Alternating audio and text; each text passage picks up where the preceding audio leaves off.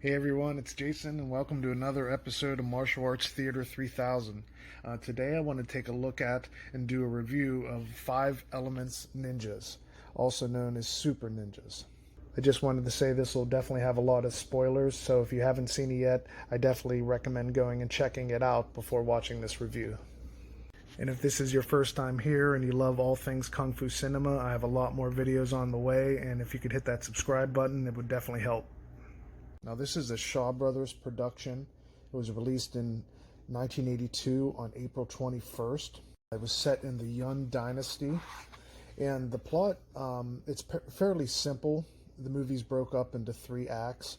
It starts out with 2 rival schools. The one school's led by their leader, Chief Hong. The other school's led by Chief Zheng. Now, it's kind of a showdown at the very beginning of the movie, and as the 2 schools are battling, Chief Hong brings out a Japanese fighter. Now at first the fighters kind of scoff at the challenge, but he easily defeats one of the fighters.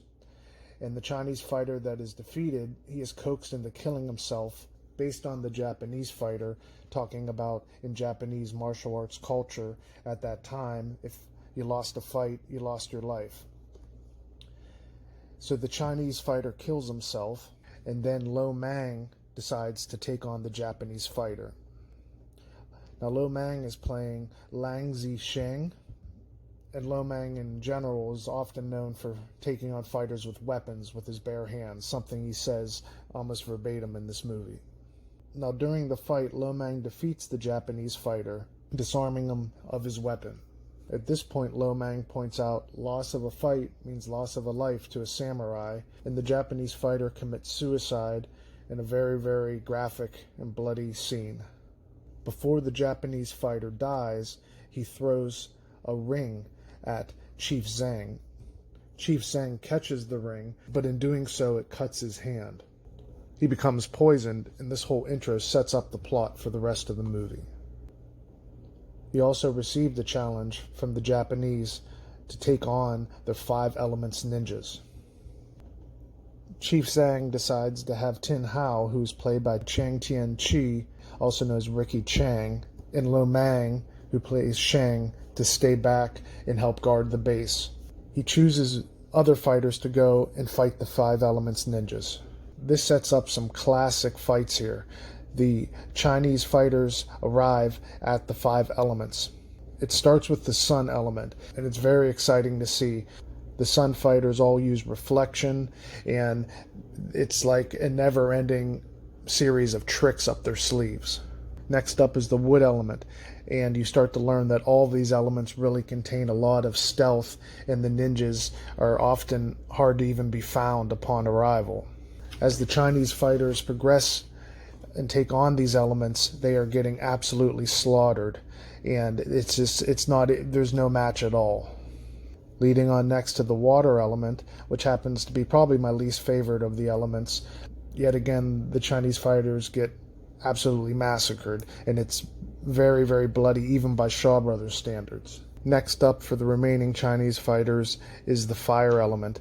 This really shows Chang Cheh's use of colors, and there's a lot of distraction, and the fighters are yet again bewildered throughout.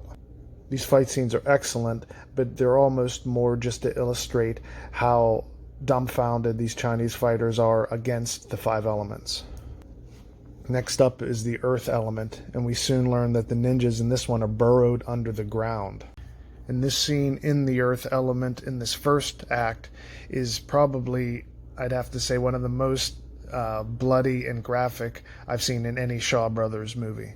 The Chinese fighter is just continuously stabbed from the ninjas that are underground. And you'll just have to see the movie to see what I'm referring to on the graphic violence level. At the end of this showdown, we are introduced to the leader of the ninjas, Chang Yun Munda. Sometimes I've seen it referred to as Muda. And this Japanese leader is played by Chen Tian-chun, also known as Michael Chan. I knew him mostly from a lot of the old school Bruceploitation movies. From seeing him in those old movies, his skills just seem to improve and improve over the years. In this, he displays his excellent weapon skills. And this is the end of the first act. After seeing the five elements and seeing the challenge that the Chinese were up against, it really drove home how daunting it would be to defeat the five elements. Now, the middle act of the movie is a bit slower, of course, than the action-packed beginning. The Chinese fighters that were killed, their bodies are returned to the base. Tien Hao, who again is played by Ricky Chang, and Lang Zisheng, who's played by Lo Mang, they were the fighters that didn't go to fight the elements. They stayed back to guard the base. And they are just super distraught, and you could see that they're already planning the revenge. So in the second act, as their chief Zhang is still isolated in this room that is all locked, and he's trying to meditate for hours and get the poison out of his body. While this is all going on, one day outside, Tien Hao sees a woman who's being beaten in the street by her uncle. She's very upset, she's crying, and Tien Hao decides to take her in to get her away from this violent relationship. Lo Mang and the other fighters, but especially Lo Mang, is very suspicious, doesn't want to bring her in, and overall thinks it's a bad idea. And what is revealed to us, the viewers, but is unbeknownst to them, is that she is not Chinese. She is in fact a Japanese spy named Zenji. The majority of what she does is she maps out the area, and she is trying to make it easier for the Japanese to infiltrate the base. And as this goes on, Tien Hao and her butt heads, and he names her Nuisance. And while Tien Hao is annoyed, Lang Zisheng actually starts to soften to her and comforts her. At one point she tries, yet fails, to further poison Chief Zhang. At some point, Senji is able to get the map by shooting it out of the base to the Japanese, who get the entire layout of the Chinese base. And not only did the Japanese and the ninjas plan to destroy this entire base, they also kill the Chinese group led by Chief Hong that initially hired them. And their plan is to take over the entire martial world. One of my favorite scenes is when the Japanese arrive to infiltrate and destroy the base. Zenji takes Lo Mang and tries to put the moves on him and declare her love for him, all in an attempt to make sure he's distracted and not out there to be able to fight as the Japanese attack. And this leads to what is a classic Chang Cheh moment. Lo Mang ends up getting stabbed through the stomach, and you think he'd be dead, but he goes on to fight for quite a long time, and it is some of the best fighting I've ever seen in a Shaw Brothers movie. The base ends up getting completely destroyed. Lo Mang sadly dies, and their leader is killed.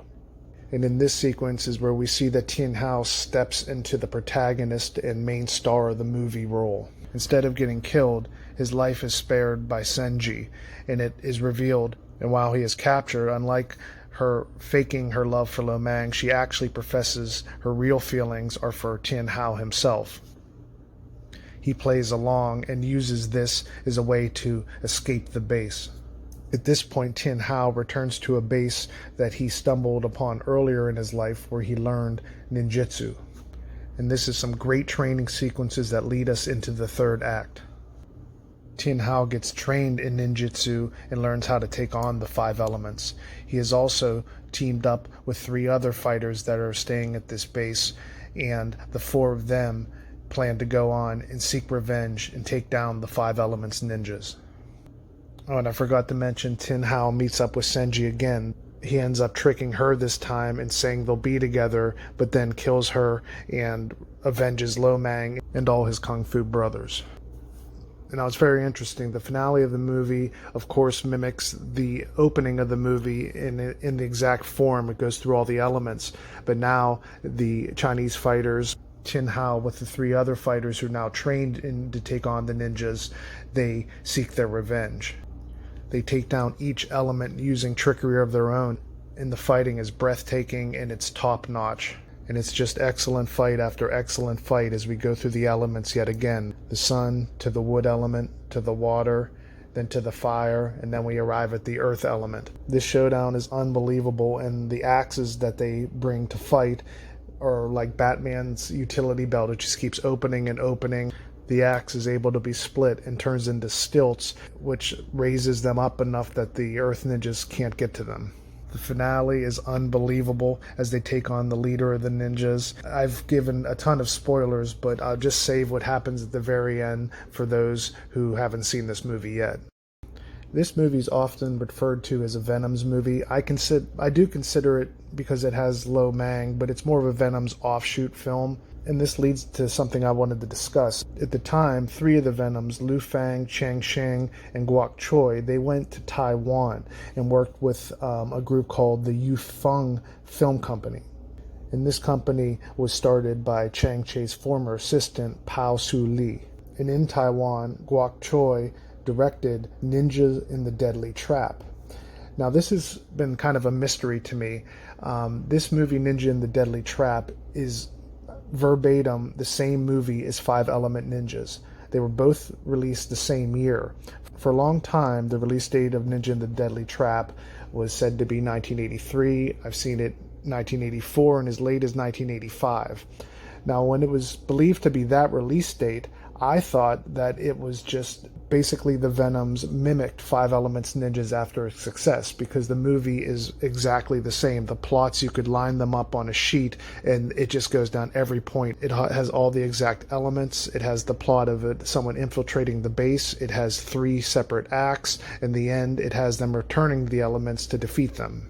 But where the mystery slightly lies is that after researching and talking to various members of the community online, I spoke to Tico, the author who did the Fu Shang biography, and he gave me some information. This movie was actually released a month before 5 Elements Ninjas, and it was shot in 1981. So that just made me really confused. It seems that the screenplay was written at some point and the Venoms were able to see it, and Chang Cheh and the remaining Venoms who split and went off to Taiwan both attempted to make the same movie at the same time. If anyone has any more info on what exactly transpired, I'd love to know. I watched Ninja in the Deadly Trap, the commentary on the DVD, which has been out for a while now, and I've always had trouble getting info on exactly what happened, but I've been diving deeper into it, and currently I believe they both had the same exact script, and they attempted to make the same movie. Now, when you watch Ninja in the Deadly Trap, it has excellent fighting because it's the Venoms. It's like this is a true Venoms movie. But without the Shaw Brothers Studios, it's darker, it's lower budget, and Guok Choi had a lot of trouble finishing this movie. The assistant, Pao, Chang Cheh's former assistant, actually had to wrap up and help them finish it up because they were so behind schedule.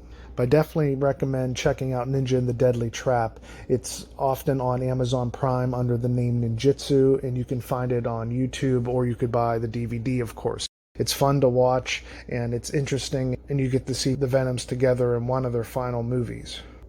I was going to break down everything into the fights, the plot, the pacing, and give a review for each section, but I realized I was going to give them all a 9.5 or a 10 out of 10. So it'd be a little pointless to break each section down, but I got to say I give this movie a 10 out of 10 across the board. It's not only one of the best Shaw Brothers movies, it's one of the best ninjutsu movies ever. And although Chang Cheh went on to do 3 or 4 movies after this, I definitely consider this his swan song, and on most days I'd call it his masterpiece. And an interesting side note, Quentin Tarantino is such a big fan of this movie, he'll show it to his crew and cast on the sets of movies. He showed it on the Hateful Eight set, and Samuel L. Jackson hadn't seen it in years. Alright guys, thanks for all the support. I have a lot more reviews and videos coming on the way, and I'll talk to you guys soon.